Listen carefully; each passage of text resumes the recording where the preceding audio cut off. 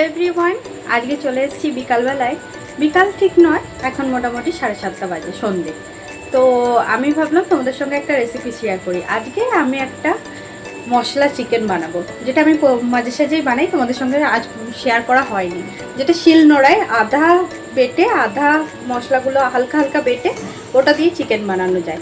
তো সেটা রেসিপিটা শেয়ার করব। ভালো লাগলে দেখো লাস্ট অবধি, ভালো লাগবে। আর যারা যারা কমেন্ট করবে আর যারা যারা ফলো করছো, ফলো করো আমাকে, আর ভালোবাসা দিও, আর কমেন্টে জানিও যে কেমন খেতে হয়েছে, আর নিশ্চয়ই বানিয়ে দেখবে যে কেমন লাগে। চিকেনটাকে আগে ভালো করে ভিনিগার জলে ভিজিয়ে রেখেছিলাম, এতে ভালো করে সফট হয়। আর যা যা মশলা বাটবো সেগুলো ভালো করে ধুয়ে রেখে দিয়েছিলাম।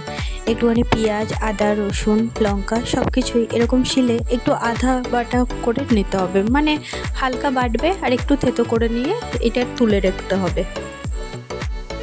তারপরে একটুখানি কড়াই বসিয়ে তেলটা গরম করে ভালো করে পেঁয়াজ, টমেটো ওগুলো ভালো করে ভাজা হয়ে গেলে ওর মধ্যে যে মশলাটা আগে থেকে বানিয়ে রেখেছিলাম সেটা ভালো করে ঢেলে দেবো।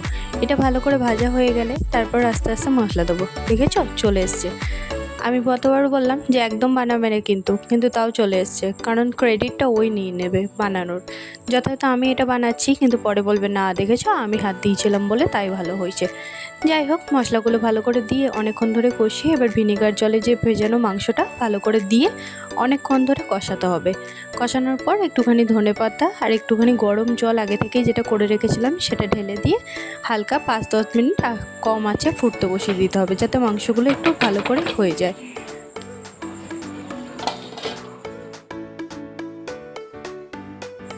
কালারটা কি দারুণ এসেছে, সত্যি বলতে এগুলো ভাত রুটি দুটোর সঙ্গেই ভালো লাগবে, তাই জন্য আমি ভাত আর রুটি দুটোই করে নিয়েছি। আমার সাথে থাকতে থাকতে এখন ও দেখি পুরোনো দিনের বইগুলো দেখতে বেশ ভালোই বাসে, তাই আমরা দুজন মিলে এটা দেখতে দেখতেই হালকা করে খাবারটা খেয়ে নিলাম। আর আজকে বানিয়েছিলাম একটুখানি ভাত আর একটু রুটি, তো সেটা দিয়ে খেয়েছিলাম। সত্যি বলতে দুটোর সঙ্গেই ভালো লেগেছিলো। আর এইরকম একটা পেঁয়াজ আমি কিন্তু দিই সব মাংসতে যখনই আমি মাংস বানাই। তো ব্লগটা কেমন লাগলো সেটা কিন্তু জানিও। চলো, ভিডিওটা ভালো লাগলে অবশ্যই লাইক করো আর পাশে থাকো। আমি একদম চান করে চলে এসেছি, গরম লাগছিলো খুব। তো ভিডিওটা এখানে শেষ করছি। ভালো থাকবে, সুস্থ থাকবে, সাবধানে, সবাইকে ভালো রাখবে। টাটা।